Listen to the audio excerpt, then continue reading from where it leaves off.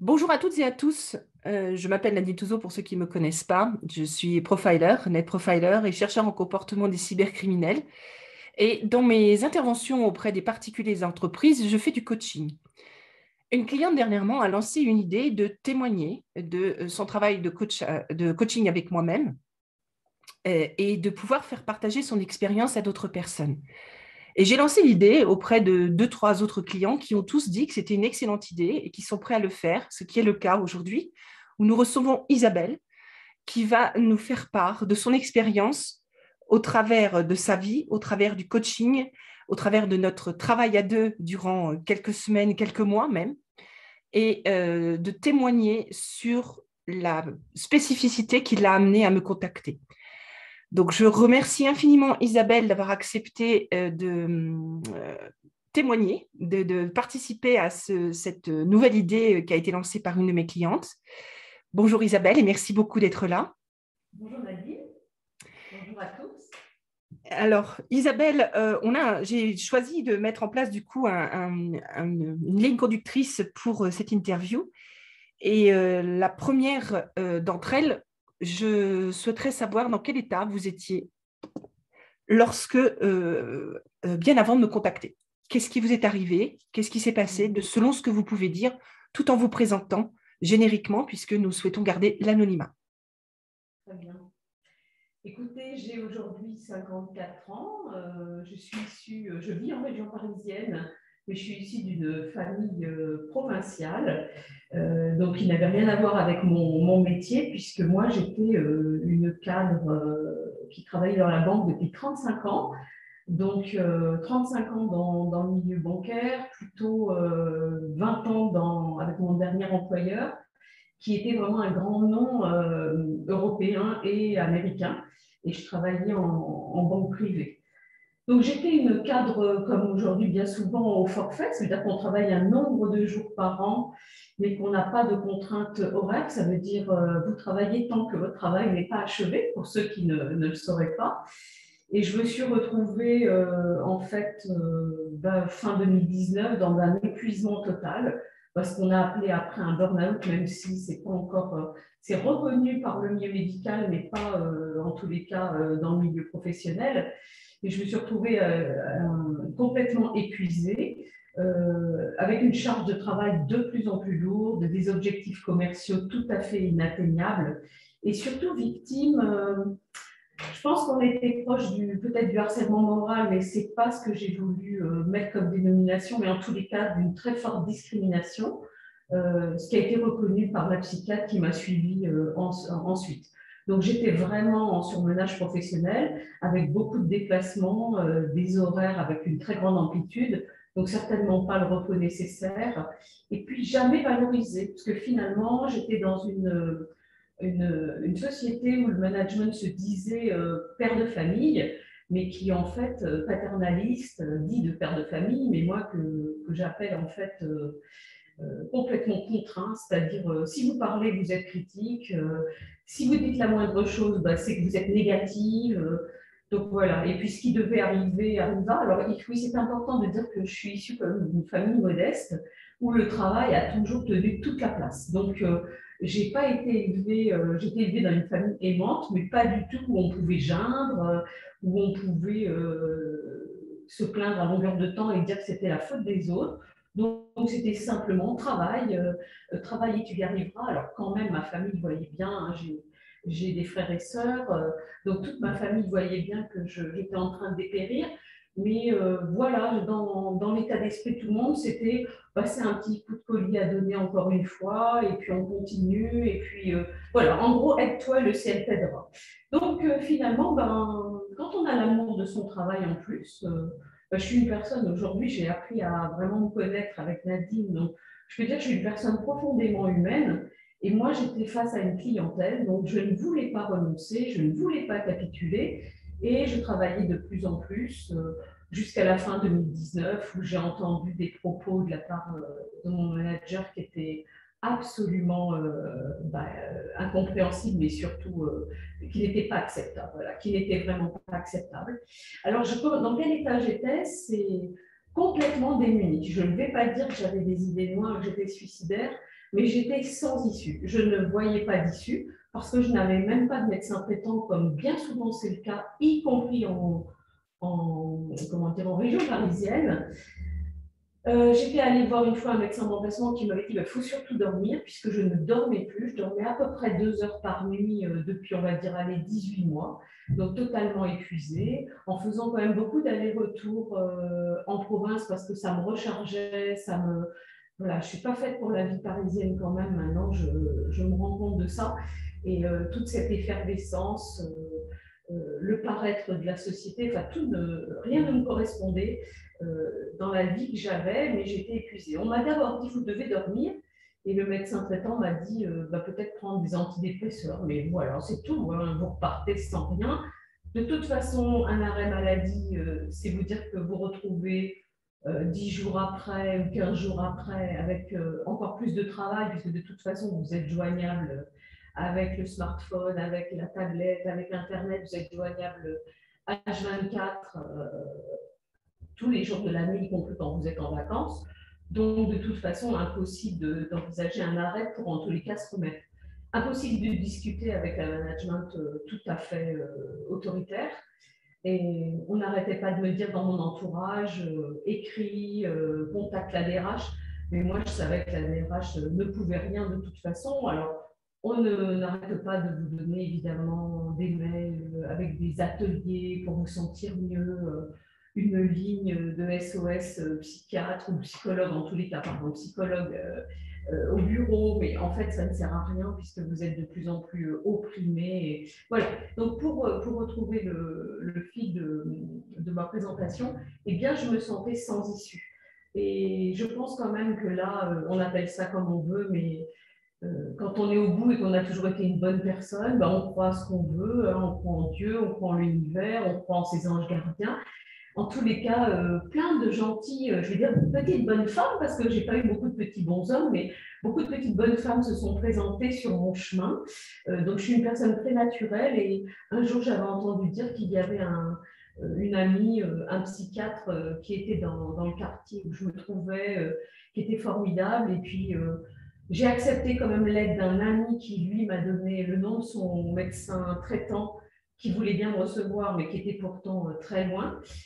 Donc, j'y suis allée. Puis, j'ai rencontré une psychiatre et j'ai commencé un tout petit peu à me sentir comprise. Et à la première parole de la psychiatre, quand elle m'a dit pourquoi ne pouvez-vous pas parler avec votre DRH, et que j'ai dit ben, en ce moment, il y a un virus. On était au tout début vraiment de cette histoire de coronavirus. Et quand elle m'a répondu, vous êtes bien plus importante qu'un virus, et bien là, je me suis effondrée, j'ai pleuré, alors que, vous voyez, je suis vraiment une personne, c'est pas que j'en fais une fierté, mais qui pleure pas souvent ou qui pleure pas beaucoup. Voilà, je pense qu'il vaut mieux être dans l'action et se battre, donc je suis pas vraiment du style génial et à me plaindre. Mais voilà, j'ai pleuré. Et là, elle a compris que l'aide, c'était déjà. Elle m'a dit qu'il faut absolument retrouver déjà un peu de sommeil. Et on a commencé à la fois une thérapie et puis un traitement quand même médicamenteux. Donc, ça m'a beaucoup aidée.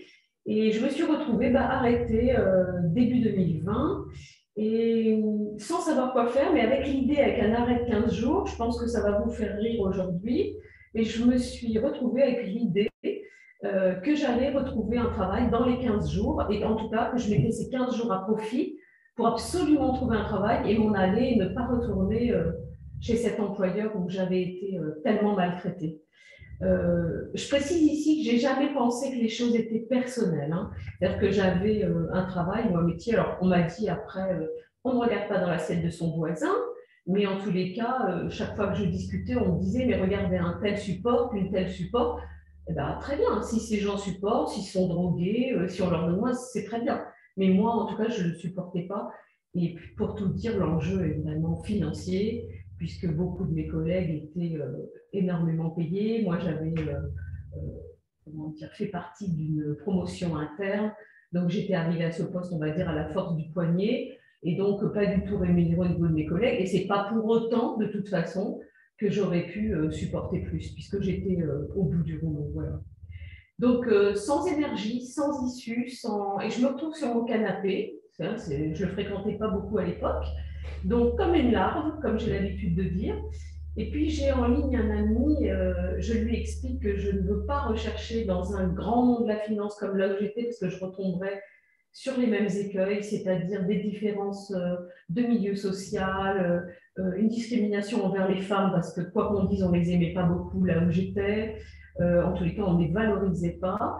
Voilà. Et je dis, je veux trouver dans une toute petite structure, pourquoi pas faire du family office, peut-être pas. Et voilà que cette personne me dit, bah, je vais peut-être pouvoir t'aider, mais en te donnant le nom de quelqu'un avec qui je suis en relation pour le travail. Et c'est Nadine Touzeau. Elle fait plein de choses, tu verras, elle pourra t'aider. Voilà. Donc, je prends le téléphone et puis je vous avoue quand même, sur mon petit cahier de femme bien organisée, je mets quand même du temps avant d'appeler Nadine. Et puis quand je l'appelle, voilà, hein, c'est une espèce de choc. C'est-à-dire qu'aujourd'hui, je peux dire une personne finalement qui me ressemble sur beaucoup de traits de caractère, c'est-à-dire assez directe, bien qu'au fond soit la bonté même, mais assez directe, qui peut paraître un petit peu peut-être, je ne sais pas, strict ou. Enfin, dans l'état où j'étais, en tous les cas, elle me dit tout de suite oui, elle m'écoute, elle me dit vous savez ce que je fais, j'ai un petit peu regardé votre site internet, mais sans recommandation, je n'aurais jamais appelé, hein, parce que les personnes qui ont déjà, comme je dis moi, avec ma façon de parler, un beau pédigré comme ça, et qui s'occupent de choses internationales, je me dis pourquoi cette personne s'occuperait de moi. Voilà, c'était encore enfin, une façon de me sous-estimer. Et puis, ben voilà, je me force le défi, mon petit ange gardien devait être là, et je l'appelle. Et donc, ben Nadine me dit de suite, je sens que chez vous, il n'y a pas que ça. Et vous savez, je me souviendrai toujours de l'image, vous voulez partir, mais en fait, vous voulez fuir, ce qui est tout à fait vrai, mais je voulais fuir pour ma santé, fuir pour me sauver, sauver ma vie, hein, je parle bien de sauver ma vie. Donc, elle me dit, vous allez reproduire ce problème-là sans doute ailleurs, parce que je sens en vous, je rappelle que nous n'étions qu'au téléphone, hein, même pas en visio, vous allez reproduire, je sens à votre voix que vous avez d'autres soucis, ça a touché des choses sensibles en vous et que vous vous connaissez finalement très mal, ce qui était vrai. Je peux le dire 18 mois plus tard, hein, presque 2 ans plus tard, mais vous allez fuir et reproduire les problèmes. Et puis elle m'explique ce qu'elle pourrait faire éventuellement, sans me forcer la main, en me disant de réfléchir. Alors franchement, à ce moment-là, je vais être très honnête, j'ai vraiment pensé, elle est gentille, la petite dame, parce que j'ai quand même mon caractère, mais ce n'est pas du tout ce que je recherche. Et puis je vais être très polie, puisque c'est la bonne éducation. Je vais lui dire merci beaucoup, madame. Et puis, bah, ce n'est pas du tout ce que je voudrais, parce qu'elle avait touché, au fait, elle avait mis exactement le doigt sur ma petite cicatrice, peut-être même que c'était la plaie ouverte. Et puis, j'ai laissé poser les choses pendant 2 jours et je l'ai rappelé en me disant, ben, en fait, c'est peut-être l'occasion, cet arrêt, de faire un petit travail sur moi. Et j'en avais pas parlé à ma psychiatre hein, au moment où j'ai pris cette décision, mais je me suis dit, c'est peut-être le moment. J'avais toujours cette épée de Damoclès de je vais reprendre mon travail, il faut absolument que quelque chose ait changé avant ça parce que je vais y laisser la peau. Voilà, c'est exactement ce que je pensais. Puis je rappelle Nadine et je dis, ben voilà, elle m'a bien expliqué qu'il faudrait quand même du courage parce que parfois ce n'était pas facile au début, parce qu'elle aurait le rôle de ben justement d'égratigner l'écorchure ou la plaie pour après penser, soigner, voilà. Et puis nous avons démarré, donc les séances se passaient soit en visio, soit au téléphone, c'est un petit peu selon ben, la volonté du client. Et Nadine est extrêmement patiente et généreuse avec son temps, donc ça a souvent dépassé les sessions de 2 heures. Et puis la première séance, mais c'est vrai que c'était bouleversant parce que moi, peu importe ce qu'on croit dans la vie, Nadine m'a dit avec des mots très choisis, beaucoup de douceur à ce moment-là. Donc je n'ai pas trop reconnu la Nadine du premier coup de fil, c'est-à-dire elle m'a expliqué qu'elle avait un peu peur avec mon état. Après, elle m'a expliqué qu'elle y allait sur des œufs, comme avec tous ses clients. Et en fait, a mis le point, m'a mis en évidence en fait mes faiblesses et ce qui faisait que je me retrouvais dans une situation comme ça. Et puis surtout, m'a évoqué quelque chose qui date de mon enfance, euh, sans mettre de mots trop creux, trop durs, mais voilà. Et là, je me suis sentie en confiance que j'allais pas. Je me suis sentie non seulement en confiance, mais encore plus que ça. Je me suis sentie soulagée que quelqu'un ait compris sans que j'ai à en parler, sans que j'ai à expliquer. J'ai oublié de dire que je n'avais jamais vu de psychologue ou psychiatre de ma vie, que j'avais toujours été une personne battante, solide, dont les parents avaient eu vraiment des soucis de santé très importants, donc une enfance peut-être pas tout à fait commune, un peu atypique d'avoir fréquenté beaucoup les hôpitaux, la maladie. Donc j'étais plutôt une résiliente et je croyais pas trop dans l'action des psychologues ou des psychiatres à ressasser tout le passé, mais voilà. Et surtout, je n'avais pas envie de parler, il faut bien être honnête, et je me disais, je vais me retrouver devant un mur, qu'avez-vous à dire voilà. Alors avec Nadine, j'ai été extrêmement soulagée. Elle m'avait prévenu que les premières séances sont parfois douloureuses, qu'on peut pleurer, ce qui est arrivé. J'ai filé dans mon bain après. Hein. L'eau, c'est un exitoire, on élimine.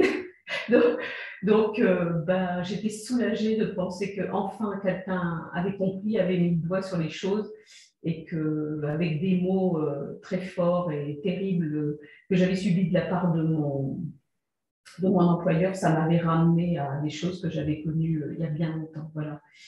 Donc, en fait, les séances au début, c'était assez pénible. Nadine est une personne quand même assez atypique.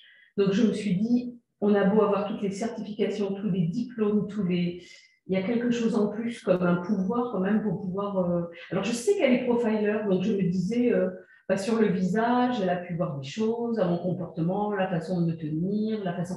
Mais quand même, je reste persuadée qu'il y a un plus. Je ne sais pas d'où ça vient, mais en tous les cas, j'en ai bénéficié. Et ça, je me dis aujourd'hui, merci encore au ciel. Et voilà, c'est moi qui en ai bénéficié. Moi, il y en aura plein d'autres. Il y en a plein d'autres. Donc, les premières séances, oui, un peu difficiles. Et puis, je n'ai pas cherché, quand je dis atypique, c'est qu'elle m'a expliqué qu'elle me donnerait des choses à faire, des exercices qui pouvaient me paraître parfois étranges, bébêtes, incohérents. Et puis, moi, j'ai dit, maintenant, je décide de faire confiance et de m'engager dans quelque chose, je le fais jusqu'au bout.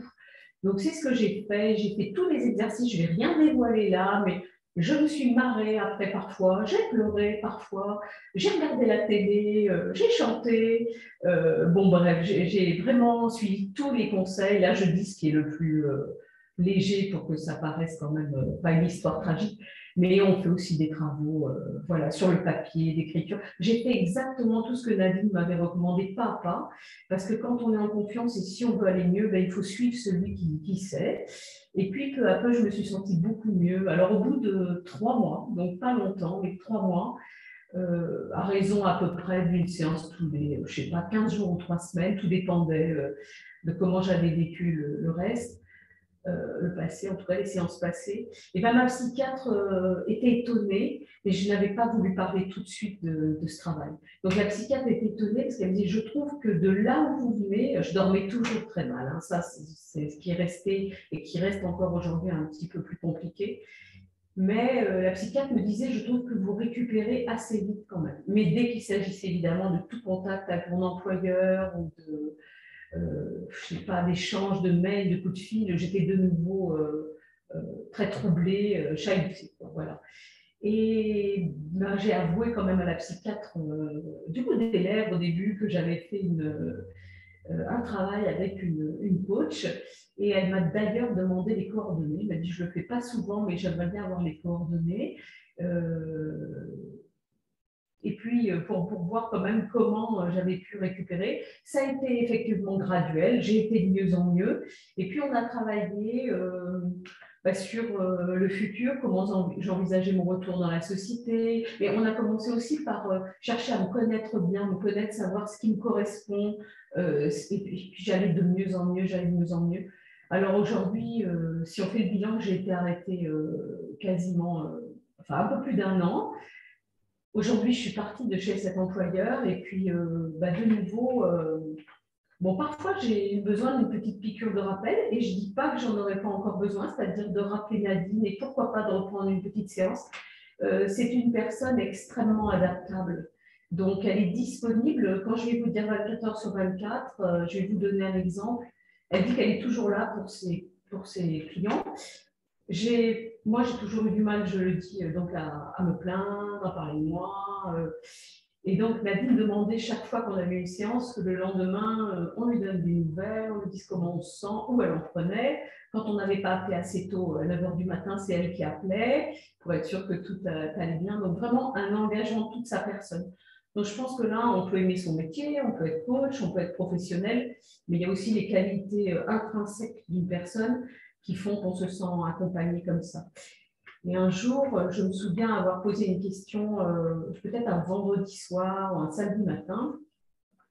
Alors, mon exutoire, quand rien ne va, c'est de faire le ménage. Je me trouvais la tête dans un placard en train de faire le ménage, en disant que j'étais très mal parce que oui, j'avais eu un contact avec mon employeur et que de nouveau, j'avais appris que bien que je sois absente, on chargeait encore un peu plus mon poste et qu'on avait rajouté des choses. Et un coup de fil de Nadine, pas contente du tout, en disant mais tout un samedi matin, on a passé plusieurs heures, en tous les cas au téléphone, en me disant il ne faut pas rester comme ça, vous auriez dû m'appeler hier soir, il ne faut jamais rester comme ça. Mais moi, c'est encore une fois l'éducation, on ne dérange pas. On a eu sa petite session de 2-3 heures. Je ne vois pas pourquoi je l'appellerais. C'est pas quand même ma psy, c'est pas mon gourou. Voilà. Et en fait, Dalla m'a reboosté. Hein. En quelques heures, c'était fini. Je vous ai fait tout le ménage du placard, tout y est passé. Et l'après-midi, j'étais en pleine forme. Tout ça, c'est pour vous dire, quand elle dit disponible, moi, je n'en connais pas d'autres. Même la psychiatre me dit, vous pouvez toujours m'envoyer un mail, je réponds très vite. Mais je connais personne. La psychiatre a quand même un rôle de soigneur. Et donc, surtout quand ça touche à tout ce qui est psychologique, à une sorte de devoir. Pour Nadine, être disponible, ça m'a toujours stupéfait, n'importe quelle heure. Je me souviens qu'on a eu un rendez-vous, je ne sais pas, lundi de Pentecôte, un jour de 1er mai. Enfin voilà, il n'y a pas de. Voilà, il ne faut peut-être pas en abuser. Je pense que si on est raisonnable, soi-même se donner. Mais on est vraiment suivi jusqu'au bout. Alors aujourd'hui, pour vous donner mon état d'esprit, mon traitement médicamenteux, il a vraiment diminué. Et je vais beaucoup mieux. Je suis pratiquement, on va dire, sortie d'affaire de ce traitement. Mon sommeil, c'est encore un tout petit peu chaotique parce que j'ai quelques petits points d'interrogation pour l'avenir. Mais non seulement j'ai récupéré quand même une certaine forme, une énergie, pas tout à fait à 100%, mais pratiquement. Mais j'ai fait plein de projets d'avenir. Et puis là, je peux vous dire que j'ai décidé de travailler en libéral. Donc, j'ai créé ma micro-entreprise et puis que je suis pleine de bonnes énergies positives. Et c'est pourquoi je disais que j'aurais peut-être recours à Nadine encore quand j'aurais besoin de structurer quelque chose, parce que je pense que quand on a une faiblesse, même quand on essaie de soigner un travers, il a vite fait de revenir. Je me suis surprise la semaine dernière à travailler presque tous les soirs jusqu'à minuit. Et puis, je me suis trouvée exténuée samedi dernier, complètement à plat. Donc, il faut quand même toujours faire attention à ces petits travers. Donc, j'aurai sans doute encore recours au service de Nadine. Mais en tous les cas, je ne suis plus du tout la même personne. Je n'envisage pas. Je dis comment, avec le temps, presque 2 ans après, comment ai-je pu en arriver là, faire un burn-out, moi qui me sentais solide, qui avait vécu des choses difficiles dans le passé et qui m'était toujours sortie de tout. Pour moi, la seule chose qui allait bien, voilà, je peux le dire, c'était le travail.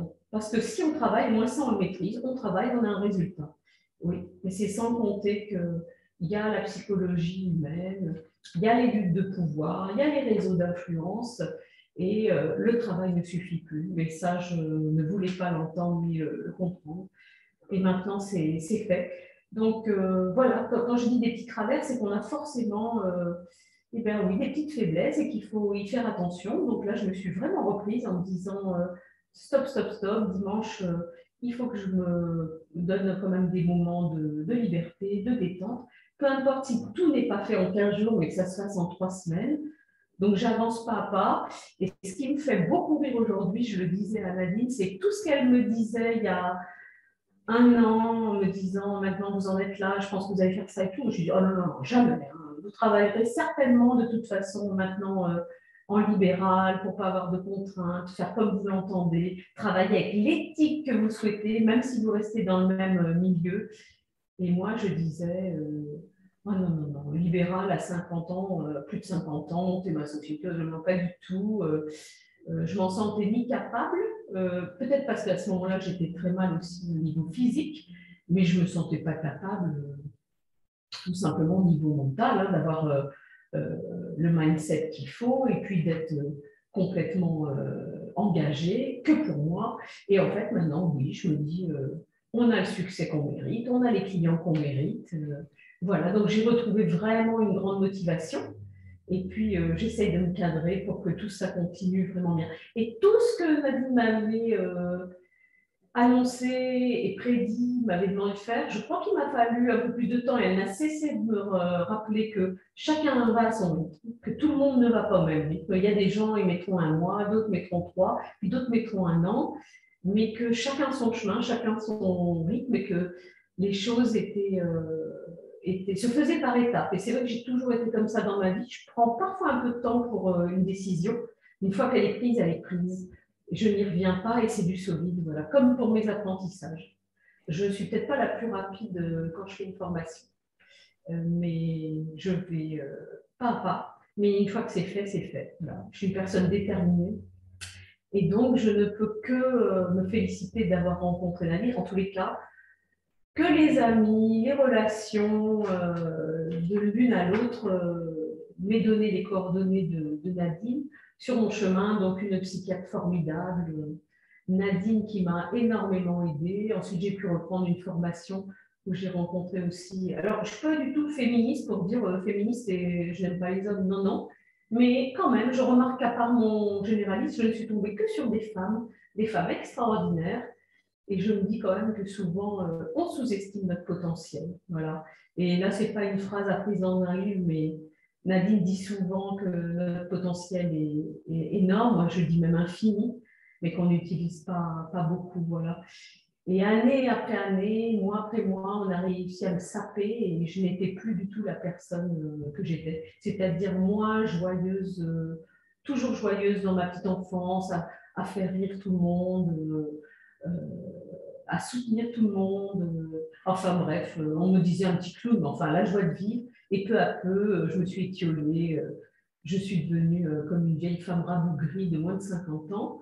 Et aujourd'hui, je me sens vraiment bien. J'essaie de faire un peu sourire tout le monde, mais en tous les cas, aujourd'hui, mon âge, il compte pas. Vous voyez, je pense qu'on a de nombreuses années encore à travailler et qu'il faut faire quelque chose qu'on aime et surtout le faire comme on en a envie, c'est-à-dire avec nos propres valeurs et pas celles qu'une société employeur nous impose. Voilà. Je crois que j'ai beaucoup parlé, Nadine. Isabelle, je vous ai laissé parler. Je pense que vous avez franchi toutes les étapes que nous attendions dans cette interview. Et merci infiniment, surtout pour votre franchise, votre spontanéité, votre gentillesse, mais bravo aussi à vous, parce que c'est vous qui avez fait le travail également. Un travail de coaching ne se fait pas que moi de mon côté, se fait avec la volonté de son client et la confiance aussi qu'il lui accorde. Et ce qui a été votre cas, et ça a été très salutaire. Et c'est vrai que vous m'avez causé, entre guillemets, des soucis, des inquiétudes plus exactement au tout début, parce que je sentais que ça allait vraiment très très mal, et vraiment vraiment très très mal. Vous êtes une des clientes qui, pour moi, était dans les plus sensibles en termes d'inquiétude pour votre santé, pour votre vie même. Et il est vrai que à ce niveau-là, j'étais pas très rassurée et que le premier entretien téléphonique qu'on a eu, eh bien, c'était un entretien pour faire connaissance et qu'à par la suite, c'était un travail. Donc, forcément, je ne suis pas forcément la même quand Oui. on démarre un travail, puisqu'il y a un fil conducteur hein, que l'on choisit en fonction des 3 forfaits de séance qui sont choisis. Et que le processus est mis en place dès la première séance et que de fait, mon comportement s'adapte par rapport à cela et par rapport à la mission que vous m'avez confiée, vous tous, et dont vous, Isabelle. Et, J'ai beaucoup apprécié quand j'ai dit pas la même Nadine, j'ai beaucoup apprécié en fait que vous soyez direct en me disant on ne peut peut pas faire un petit travail de chercher un autre travail comme ça, 1 heure ou 2, et puis colmater. Donc moi, j'ai beaucoup apprécié parce que je suis une personne qui aime qu'on me dise des choses, même si parfois elles peuvent être un peu rudes. Mais c'est surtout que, et on a besoin qu'on soit. Moi, j'apprécie l'authenticité des gens, leur franchise. Donc non, au contraire, vous voyez, sinon j'aurais pas rappelé 2 jours après. C'est clair, et cette authenticité que certaines personnes cherchent et qu'on pourrait aussi traduire par la vérité, puisque chacun a sa vérité, fait peur. Il y a certaines personnes, en effet, qui ne supportent pas d'entendre des vérités et qui peuvent avoir des comportements qui sont totalement, comment dire, parfois décalés, parfois ils préfèrent fuir, stopper ou mentir ou manipuler ou que sais-je. En fait, on peut tout voir lorsque des gens se retrouvent face à une réalité qu'ils ne veulent absolument pas accepter, une réalité qui est aussi une vérité et qui passe forcément par l'authenticité aussi. Donc chacun a sa vérité et c'est vrai que dans mon travail, ce que j'aime bien, c'est aller droit au but avec le plus de douceur possible pour dire les choses comme elles sont, Vous pour les mettre l'êtes, en vous avez avant. dit. Comment? Comment? J'ai dit, vous l'êtes douce, vous l'êtes. Hein. Oui, Non, non, mais je fais de mon mieux. Et ma disponibilité, c'est un service gratuit que j'offre en effet entre les séances, qui me semble important et que certains clients utilisent et d'autres pas, afin que les clients ne soient pas en souffrance et dans l'attente de la prochaine séance, et surtout dans des cas comme le vôtre, où il fallait vraiment vous accompagner parce que vous n'étiez pas suffisamment forte pour pouvoir discerner certaines choses, pour pouvoir apaiser certaines autres. Enfin, la liste est longue, donc ce n'est pas la peine de l'énumérer. Mais en tout cas, il fallait vraiment vous épauler de façon, vous accompagner pas à pas pour récupérer tout ce qui est dans votre potentiel, pour nettoyer toutes ces blessures qui dataient de très très longtemps, les colmater et les soigner véritablement pour que vous soyez autonome et donc accompagner cette autonomie aussi par cette présence qui était, à mon sens, évidente et nécessaire. Et je vous remercie de l'avoir souligné. Oui, bah, c'est peut-être tout ça, on le comprend, mais on le comprend bien plus tard quand on va mieux, quoi. Et au Ouais. départ, moi, j'ai fait confiance aveuglément. J'ai dit, je suis, parce que je ne comprenais pas toujours pourquoi on faisait certaines choses, hein. Mais je suivais parce que j'avais confiance et je me disais, ça va dans le bon sens, on va de mieux en mieux. Donc, voilà. Alors, il est vrai que je vous ai vu encore tout à l'heure, vous avez terriblement rajeuni, vous n'êtes plus du tout la même personne. Vous Tout le êtes monde me le rayonnante, dit. tout le monde vous le dit, vous êtes rayonnante, vous êtes Absolument. lumineuse. On n'a pas du tout le sentiment que vous avez traversé une telle épreuve, alors que c'était totalement l'opposé et vous étiez vraiment quelqu'un qui pouvait, en tout cas, vous me avez suscité l'inquiétude à mon égard et à l'égard de la personne qui nous a mis en relation, du reste. Euh, donc, j'aurais une petite question, même voire deux, dans ce que vous avez dit tout à l'heure. La première, c'est que vous disiez que donc, le burn-out n'est pas véritablement reconnu. Ce qui est un fait, est-ce que vous estimez avoir été reconnu, vous, d'être victime d'un burn-out? Et on a quand même décelé des harcèlements, hein, parce qu'on a quand même étudié un petit peu juridiquement le dossier. Et nous avons décelé quand même du harcèlement moral. Est-ce que vous estimez que vous avez été reconnu en tant que victime de burn-out ou de harcèlement? Alors, Et je de dirais harcèlement. tout dépend par qui. C'est-à-dire que par la psychiatre, c'est indéniable. Dans mon dossier, il y a eu l'intervention d'une avocate, Oui. encore une fois, formidable. Donc, la psychiatre a fait des certificats et ne s'est jamais cachée derrière son petit doigt pour dire que j'étais en souffrance au travail et en surmenage professionnel. Parce qu'elle m'a dit, je ne vais pas utiliser le mot de burn-out parce que sinon, on peut tout mettre là derrière. Ce que je veux dire, c'est que oui, donc médicalement, c'est reconnu, c'est une chose reconnue et avérée. Mais par exemple, pour le médecin du travail, il s'est servi, appuyé sur les certificats des médecins à la fois généralistes et psychiatres, mais ne peut pas utiliser le mot de burn-out parce que ce qui dérange, en fait, c'est que le burn-out peut avoir différentes origines. Il faut bien être quand même honnête. C'est-à-dire qu'on peut être en surmenage à son travail, mais avoir une situation personnelle, de vie compliquée, ce qui n'était pas mon cas. Hein. J'ai pu avoir des soucis dans ma vie comme tout le monde, perdre un parent, etc. Mais tout ça a été quand même lointain maintenant pour moi. Donc, je n'avais pas de soucis particuliers au moment où je me suis enfoncée dans cette détresse. Donc, on peut dire que même la médecine du travail ne veut pas reconnaître le burn-out parce que sinon, ils auraient une sorte d'obligation de dire qu'il y a quand même une responsabilité de la profession. Et puis malheureusement, la médecine du travail, même quand ce sont des cabinets externes à l'employeur, bah, ils ont quand même un client qui est l'employeur, donc on comprend qu'il y a quand même une difficulté à le reconnaître. Et pour ce qui est du juridique, eh bien, je vous dirai ça dans quelques mois ou quelques années peut-être. Donc, est-ce que j'ai été vraiment reconnue de la part des médecins? Oui. Et pour le reste, je ne pense pas. Il est vrai qu'il y a beaucoup de collusion et de manque de neutralité, y compris dans le domaine médical, face à leurs clients. Et c'était le sujet de ma deuxième question, c'est que est-ce que vous pensez justement avoir eu un service RH disponible, à l'écoute, et qui utilisait bien la notion de humain dans RH, hein, il y a bien le mot de humain, à votre égard? Non, moi je ne pense absolument pas. Bien que la personne qui tenait ce rôle soit fort sympathique, c'est pas le problème encore une fois de la personne, mais là, je pense que les RH n'ont plus aucune latitude vis-à-vis des font d'abord, on va dire le point avec les directions, les managements directs de la personne en souffrance. Et pour tout dire, dans mon cas, on m'a dit vous auriez pu venir me voir avant. Vous auriez pu me parler avant. Mais de toute façon, vous parlez et c'est immédiatement un point qui est fait avec le manager. Donc, votre parole n'est pas respectée. Puisque dès que vous voulez dire que quelque chose ne va pas, est-ce que vous en avez parlé avec votre manager? Évidemment, puisque c'est le problème, justement, le management, ou la manière dont il est fait, ou la charge de travail qui est attribuée, ou le manque de reconnaissance. Et en fait, avant de dire quoi que ce soit ou de faire quoi que ce soit, il y a tout de suite un pont, une référence avec le service. Donc, non, moi je dis qu'il n'y a pas du tout de RH et j'ai même proposé au RH, je suis contente de le dire aujourd'hui sur cette interview, de mixer avec les moyens généraux, puisque une personne n'a pas plus de valeur qu'une machine, et on m'a même fait remarquer dans mon entourage, même une machine a un contrat de maintenance. Voilà. Donc, même une photocopieuse dans une entreprise est finalement parfois plus respectée, si je peux dire ça comme ça, ou en tous les cas entretenue, puisqu'il y a un contrat de maintenance. Et puis surtout, si elle tombe en panne, on est quand même on a un problème. Là, si une personne tombe en panne et qu'elle est arrêtée, ben, on changera un petit peu plus ses collègues, quoi. Je reconnais Donc, là. non, moi je dis que c'était peut-être pas.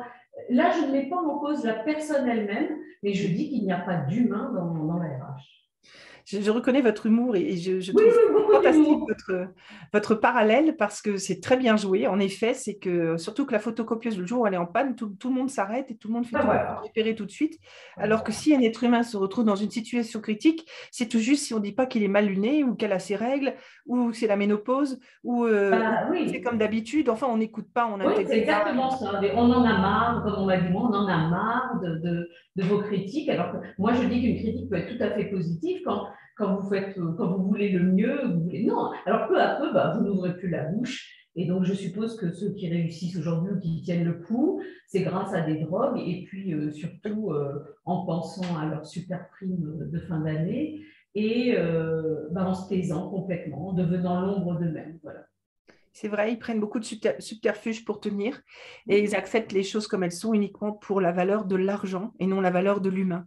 Et l'humain Voilà. a dépéri et périclité dans le monde de l'entreprise, y compris dans certaines sociétés qui se veulent humanistes, qui prétendent pour X et Y cause être vraiment proches de l'humain, qui mettent en avant soi-disant l'humain, qui mettent en avant certains services pour dire on a des structures de type psychologique ou que sais-je pour pouvoir épauler nos collaborateurs. Et en réalité, tout ça est souvent de l'esbrouf et que quand l'humain ne va vraiment pas, on ne sait pas déceler le moment où ça ne va pas. C'est pas à la personne qui tombe en burn-out d'aller voir le RH et au RH de se rendre compte si la personne va tomber en burn-out.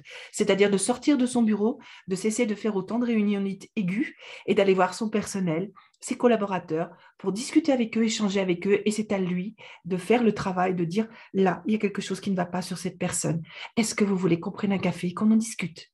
Ce que l'on faisait, nous, les managers, autrefois, il y a très longtemps, la caméra café, ce qui existe aujourd'hui, c'était quelque chose où justement, on travaillait beaucoup sur ce genre de choses. On travaillait sur des dossiers en travaux bloquants, mais on travaillait aussi sur des personnes qui n'allaient pas mal.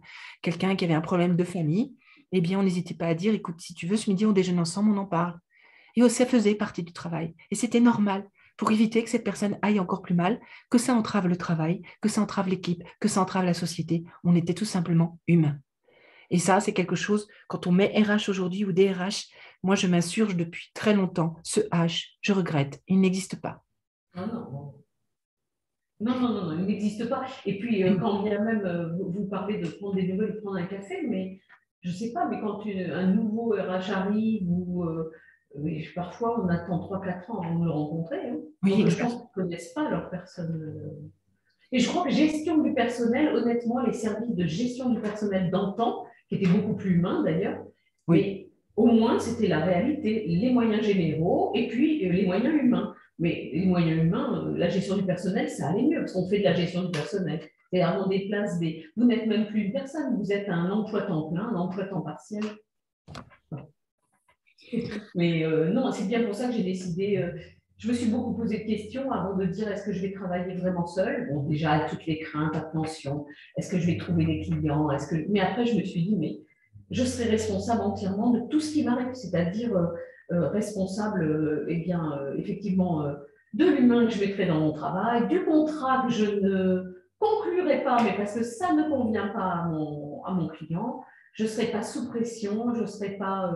Mon agenda ne sera pas vraiment piétiné, c'est-à-dire que tous les agendas doivent être partagés. Moi, je dis aujourd'hui que le mail et l'agenda partagé, c'est absolument l'horreur de notre siècle, enfin ouais. du monde moderne, parce que ça ne date pas quand même que de quelques années. Hein. Maintenant, ça fait un moment, mais on vous met des rendez-vous, tout ça se chevauche avec des déplacements, et vous n'avez rien à dire, juste à exécuter. Alors, quelle personne, même le paysan, d'autrefois, même dans ma famille, hein, les agriculteurs, bah, ils arrivent à organiser leur temps. Aujourd'hui, il fait beau, je fais ça. Aujourd'hui, mais on ne vous met pas quand même les rendez-vous que vous n'avez pas sollicités ou comme ils le souhaitent eux. Quoi. Et puis, tout va par la hiérarchie. Donc, celui qui est juste au-dessus, le manager, juste N+1 et N+2, puis ça redescend. Et puis, alors, à la fin, voilà, vers qui se tourner. Oui. Voilà. Merci beaucoup Isabelle pour ce témoignage. Je vais vous laisser le mot de la fin. Oui, En vous remerciant encore une fois pour toute cette franchise, toute cette disponibilité. Et moi, je dirais à titre personnel de vous voir si belle, si rayonnante, si joyeuse. Et en tout cas, je vous soutiendrai dans votre entreprise. Je parlerai de vous quand vous serez prête à lancer votre entreprise. Je serai la première à vous faire de la publicité avec un immense plaisir. Et on le mettra peut-être en dessous si vous le souhaitez. On verra, enfin, parce qu'on veut rester anonyme, mais on ne sait jamais si à un moment donné vous changez d'avis. On verra à ce moment-là. Vous aurez de toute façon mon soutien comme vous l'avez toujours eu. Et c'est ça aussi avec les clients en coaching, c'est qu'il y a un réseau. Et ce réseau, bien, on le fait travailler aussi. C'est que quand on peut faire connaître un tel ou trouver des solutions pour telle ou telle personne, on n'hésite pas à le faire. Moi, personnellement, j'ouvre mon carnet d'adresses quand c'est nécessaire, sans rien demander en retour, que ça se passe très bien avec l'autre personne, sans promettre parfois que ça puisse bien fonctionner. Mais en tout cas, je suis là pour épauler aussi parce que on rentre un peu quelque part dans une famille où on a partagé des moments très forts, on a partagé des moments intimes, dans la confiance, parfois dans la douleur et la souffrance. Ça ne m'amuse jamais de voir un client pleurer ou être mal. Mais pleurer et se sentir mal, c'est une façon aussi de toucher du doigt ce qui ne va pas. Et ça permet d'évacuer et ça permet surtout d'avancer parce que souvent après, ça va très nettement mieux. Donc, merci infiniment Isabelle. Je vous laisse le mot de la fin oui. et on se retrouve après. Voilà, ben, je voulais vous dire vraiment merci, merci Nadine. J'espère que cette petite interview pourra servir à beaucoup d'autres qui se sentiraient peut-être aussi mal que moi à un moment, mais même moins mal, hein, c'est-à-dire de vouloir aller mieux, de résoudre une problématique, parce que vraiment c'est dans ce sens-là que je le fais. Moi, c'est vrai que j'ai eu la chance de m'appuyer sur la recommandation de quelqu'un pour contacter Nadine, mais sinon, je ne l'aurais peut-être pas fait. Et puis, pour finir avec beaucoup d'humour, je dis que quand mon entreprise ira bien et que je serai obligée d'embaucher des gens et des personnes, des humains, et ben, je ferai appel à Nadine pour ne pas me tromper et qu'elle puisse me profiler mes candidats. C'est gentil Voilà. à vous, oui. C'est vrai que je fais le recrutement de ce sens-là et on m'en demande de plus en plus. Et je vous remercie infiniment, Isabelle. Merci de tout cœur. Continuez à vous porter bien comme ça. Surtout, ne changez rien. Vous êtes bien. Tout est impeccable. Et à tous les auditeurs, j'espère que vous avez apprécié ce témoignage. Il y en aura d'autres. Je ne sais pas combien, puisque les clients, c'est eux qui décident de ce qu'ils veulent faire. Ils s'appelleront tous témoignages, hashtag avec un numéro derrière et le sujet du témoignage en question. Celui qui nous concerne aujourd'hui, c'est plutôt ce qui est lié au burn-out et au harcèlement dans le monde du travail. Et je vous souhaite à tous une très bonne journée et surtout portez-vous bien. Au revoir et à bientôt.